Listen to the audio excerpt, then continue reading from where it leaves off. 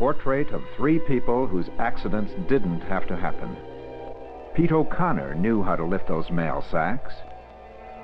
Shirley Jensen wrote the company manual on slips and falls. And on the last hurried day of his life, Dan Kraft knew the crucial importance of safety when working on hazardous electrical equipment. But everything changed on that final day, not for lack of knowledge, experience, or skill, but because of some ways they thought and felt. As one accident report said later, it was almost as if all three had been sabotaged by their own brains.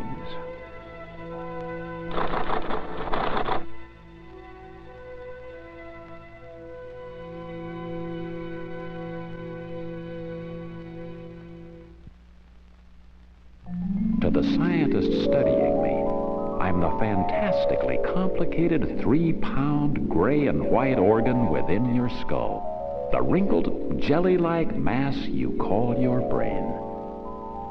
I am, on all accounts, your most prized possession, and by far your most complicated. For here, within my 12 billion cells, is the source for all your thought, behavior, memory, knowledge, emotions, and attitudes, the most basic and vital of which provide you with the proper responses to the daily dangers you face. Dangerous machinery? I show you how to use it safely. Hazardous materials? I tell you how to handle them. Flying debris? I help you know how to protect yourself. Objects, light or heavy, I program you to lift and carry them safely. Dangerous surfaces? I'm the source of your ability to avoid slips and falls. Hazardous conditions? I alert you to the dangers and program you to react with care. Within and throughout the whole range of hazardous situations, I provide you with intelligent responses reinforced by your basic desire for self-preservation and your unique ability to imagine the possible consequences of unsafe acts. And so, I provide you with the wisdom to perceive danger and the knowledge and skill to perform tasks safely. But ironically, it is not enough to know. We've been taught the right way to lift things. I mean, I knew better than to lift up that sack the way I did. I knew it wasn't smart to run downstairs without holding a handrail or anything. So why did Shirley Jensen fracture her hip? I was in a hurry to get the job done, you see. It was Friday, and I wanted to get away early. And why did Pete O'Connor rupture a lumbar disc? I don't know. It was easier that way, and I thought I could get away with it. It was easy. In a hurry. Listen to some reasons so often reported for injury. I just didn't think it would happen to me. I was in a hurry that day, and I guess I was just careless. I'd always done it that way before and never got hurt. I just wasn't watching what I was doing, I guess. I just thought taking a shortcut would be easier, that's all. Shortcuts. The easy way. It happens all the time. But the easy way is too often the dangerous way, and shortcuts can make deep and painful cuts if they happen around cutting edges. Help!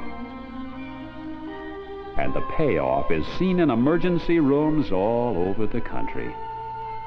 The cold, hard fact of the matter is that most accidents on or off the job happen to people who know how to work safely. So why do so many people kill and injure themselves every year? Well, let me tell you just a bit more about myself. As so many know, I am extremely sensitive to the chemical influences from all kinds of drugs. And just one drop of alcohol in 1,000 drops of blood is quite enough to blur and distort what I think, hear, and see. But I am sensitive, too, to feelings, emotions, and attitudes, which can also distort the way you think, hear, and see.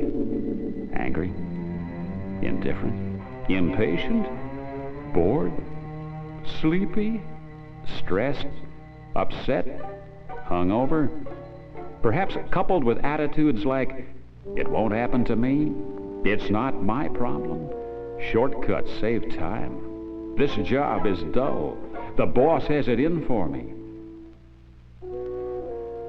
Singly or in combination, they can cut through my cortical layers like a sharp knife, releasing the risk-taking attitudes which bounce between my billions of cells with the familiar words you know so well. Who needs a ladder? A chair's good enough. Let it ring. It's not my phone. Well, hey, it's not my problem if the floor's slippery. Picking stuff up off the floor isn't part of my job description. Or, in the case of Dan Kraft, See you tomorrow, Jerry. See you later, Dan. Hey, Dan, hold it up a minute, will you, please? Yeah, Al, what's up? Oh, the circuit to the machine shop is shorting out or something. The breaker's overheating, and I want you to take care of it for me. Come on, Al. I was just ready to take off. You said I could leave early today, remember? Yeah, but you have to check the circuit first. Can't afford to have something blow and shut the shop down. Well, can't you have Jim or Charlie do it? I really got to get out of here. I'm sorry, Dan. You're the only guy I've got. It shouldn't take long. Yeah, I know. Nothing should take long, but everything does, huh? This is going to be the fastest check job you ever saw. countdown to tragedy, and the clock is ticking. You see, the vast majority of injury accidents are created by people, not things. Tripping hazards don't reach up and grab your feet. Machines don't reach out and bite. Hand tools don't slice and jab your flesh by themselves. File drawers don't lie in wait to hurt you without help. Stairways don't snatch their steps out from under you. And lifted objects don't conspire to strain your back. No, while it grieves me to say it, accidents originate right here among my 12 billion cells, made easy by the attitudes which color the way so many think and feel. It won't happen to me. We've always done it this way. It's not my problem. I haven't had an accident in 20 years. Unfortunately, it is one of my tendencies to justify and reinforce dangerous attitudes and acts like that whenever you get away with them. Though, like Russian roulette, the chances for catastrophic consequences increase with the frequency of play. And a very great many who will be injured today are the very same people who got away with it yesterday. So, what's to do? Well, for starters, consider the consequences of shortcuts and dangerous behavior. Risk of snatching up a heavy load like that, or that. Right, the consequences could involve a ruptured disc and some mighty serious surgery. Yet back injuries from improper lifting and carrying still account for more time lost than any other on or off job cause. See, what happened to me was, all those mail sacks looked pretty much alike. And I kind of got in the habit of grabbing them off the dolly and tossing them in the truck without testing them for weight or anything. Now, I know that's not the right way to do it, but it saves time. And, well, this one day I grabbed a really heavy sack. And I've been laid up ever since. Risk of running down stairs like that? Absolutely, you could slip, trip, or fall. And the consequences could be and have been everything from a broken nose to a broken neck. Still, slips and falls hospitalize hundreds of thousands of people a year who just didn't consider the consequences. On this one Friday, I had to leave a few minutes early, and just when I was ready to go, my boss said she had to have a report that was in an office downstairs. The elevators in our building are really slow, so I took the stairs. Well, like I said, I was in a hurry, so I was running, and I sure took a nasty fall. But there's still another reason to consider the consequences. Because, you see, it's one of my characteristics that while I may receive inputs from your ears, nose, eyes, and other sense organs, I don't always allow you to recognize the possible risks they perceive. So while you may see the slippery floor, the open drawer, the flammable rags, the overloaded circuit, the cluttered ground, the forgotten tool, the unused seatbelt, such things often fail to signal danger, and the result can be as dangerous as a lighted match in a gas tank.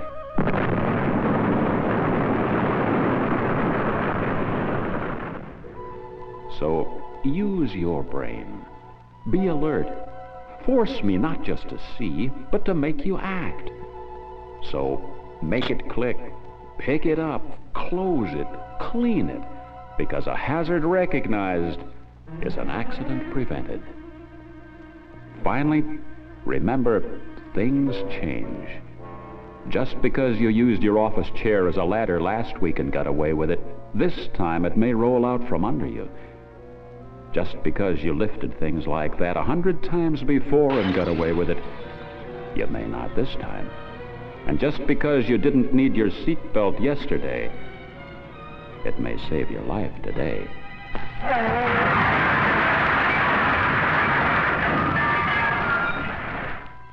And last of all, remember, people change. By the year, day, hour, and minute as they run through the spectrum of feelings, emotions, and attitudes, some of which may be hazardous to your health.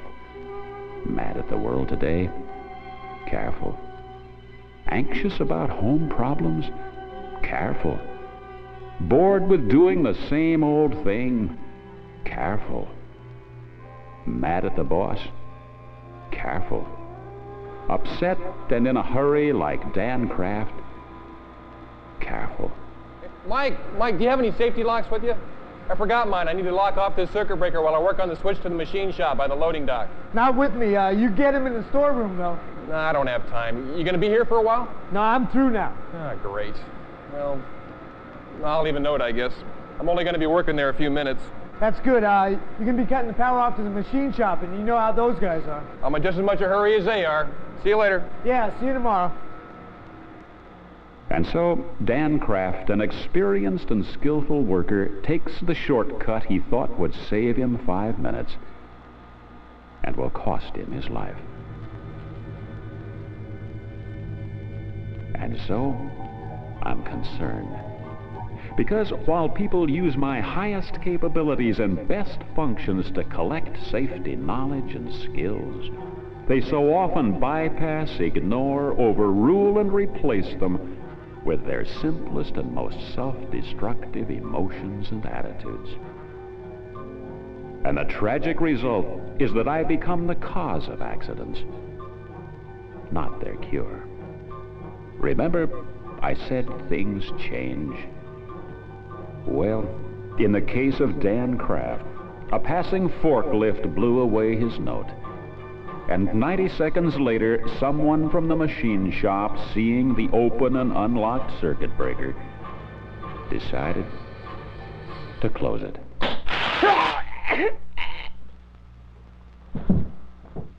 Portrait of an accident that should never have happened.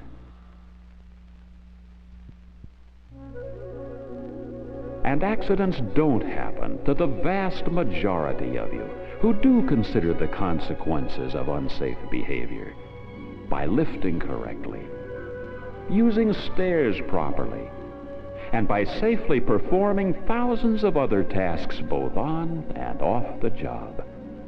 For you, safety attitudes are the keystone to accident prevention, because you know so well that no job is so important and no service so urgent that time and thought cannot be taken to perform the job safely. As the source of all your wisdom, I ought to know.